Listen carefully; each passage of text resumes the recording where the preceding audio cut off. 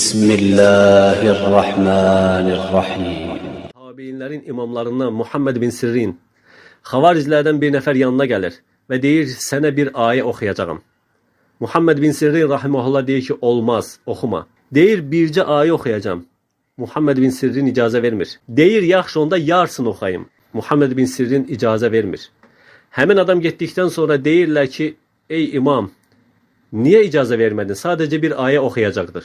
Muhammed bin Sirrin rahimehullah buyurur ki, qorxdum ki, qəlbimə şübhə düşər. Bu əhl-i-sünnə imamların vəsfi, əhl-i-sünnə imamlarının bidət əhlinə qarşı tavrı bizdə necədir?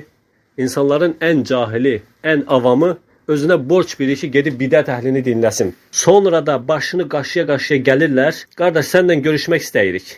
Niyə görüşmək istəyirsən? Getmişdim filan kəsin yanına, mənə bəzi dəlillər atdı, bəzi dəlillər dedi, şübhəyə düşdüm. Nə bilim, ikrah barəsində bəzi, şəfaət barəsində bəzi şeylər dedi. Diridən şəfaət istəmək olarmı? Əgər Allah səndən razı olsa, əgər mənə icazə verirsələr, falan, belə şeylər dedi. Mənim qəlbimə şübhə düşdü. İkrah barəsində filan şey ikrahdırmı, filan şey ikrah deyilmi? Tağutu mühakiməsində danışmaq olmaz, susmaq olmaz, kamerada göstərmək olmaz. Nə bilim, belə deməlisən, elə deməlisən. Yəni, qardaşlar, əgər sən azmaq istəyirsənsə, Allah səni azdıracaq, buna əmin ol. Yox, azmaq istəmirsənsə, onda otur yerində. Həsən-ül Basri rahimehullahın yanına bir nəfər bidət əhli gəldi. Dedi ki, gəl cədəlləşək, münazirə edək. Həsən-ül Basri rahimehullah nə deyir? Mən dinimi tapmışam, yəni yəqinəm. Yox, əgər tapmamsansa, sən tapmamsansa, get başqa yerdə axtar. Sən də qardaşım, əgər dinini tapmısansa, bidət əhlinin yanında nə işin var? Nə işin var gedib onu dinləyirsən? Yox, əgər tapmamsansa, əqidəndə şübhəlisənsə, onda bir zəhmət çək, əqidəni başdan təzədən təzələ. Əqidəni başdan araşdırmağa başla. Və bizim də səhvimiz oradadır ki, təkrar belə kəsləri dinləyirik, təkrar saatlarla izahat veririk. Yəni, öz adıma deyirəm ki, kimsə gəlib mənə bidət əhlini dinləyib, sonra məndən cavab istəyəcəksə, onların yanına getdim, mənə falan şeylər dedilər, bunun cavabı nədir deyəcəksə, yəni, türklər demişən, kusura baxmasan heç bir cavab almayacaq məndən. Çünki bu sələfin yolu deyil.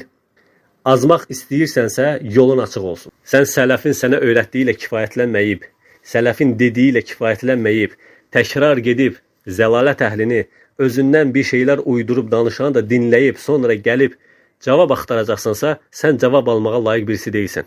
Çünki əhl-i-sünnə imamları bidət əhli ilə nəinki oturmağı, durmağı, onları dinləməyi, uzaqdan belə dinləməyi qadağan edib. İmam Əhməd rahimehullah tələbələrindən 2 nəfərin Mü'təzilə imamının məclisini uzaqdan dinlədiyini görür.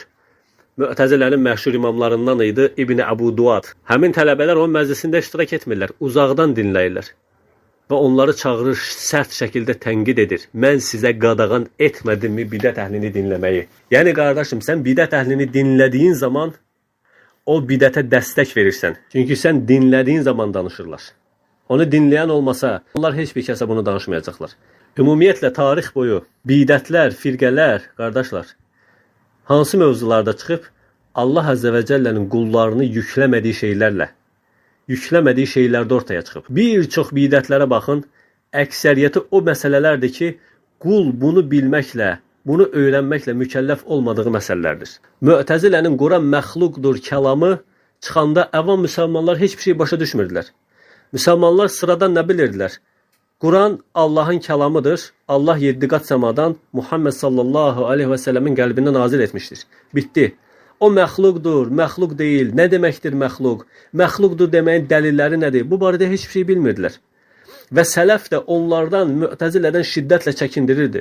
Sələf imamları heç biri gedib Mü'təzilə alimləri ilə münazirə etmirdi, cədəlləşmirdi.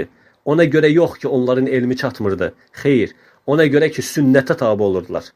Bidət əhli ilə ilk başda mücadilə etmək, cədəlləşmək sünnət deyil. Onları tərk etmək, onlardan uzaqlaşmaqdır sünnət olan. Nə zaman ki, xəlifə onları məcbur edirdi, huzuruna, sarayına çağırıb onlarla mübahisə etməyi məcbur edirdi, onda məcburiyyət qarşısında onlarla mücadilə edirdilər, münazirə edirdilər. Və bizim zamanımızda çıxan bidətlər, bizim zamanımızda insanların çıxıb danışdığı, Allahın yükləmədiyi şeylər.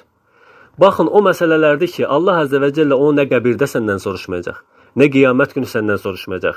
Heç bir alim, heç bir əsərində sən bunu bilməklə mükəlləfsən deyə səni yükləməyib.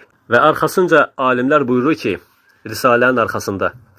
Elmlə doğru yol axtarın. Alimlərə dəyər verin. Onların nəsihətlərini dinləyin. Bilin ki, cahil kəs özünün cəhalətini qaldıracaq bir alim tapdığı müddətcə əsla xeyirdən məhrum olmaz. Cahil cəhaləti ilə danışdığı, insanların da ona elmi ilə cavab verəcəkləri bir alim tapa bilmədikləri zaman insanların islah olmasından ümid kəsilər.